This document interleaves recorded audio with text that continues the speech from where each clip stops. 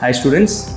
So let me just give you 5 quick tips how to clear the FM subject in the ACCA course. Tip number 1, get the conceptual clarity of all the topics that you're learning.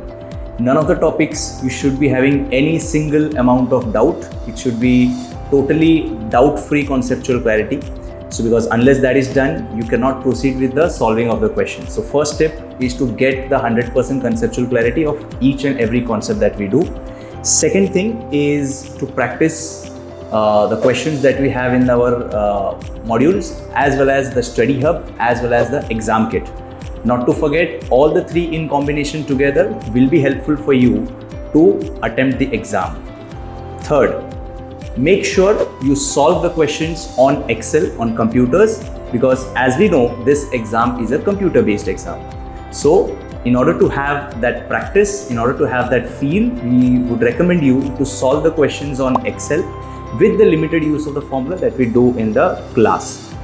Number 4 is continuous revision.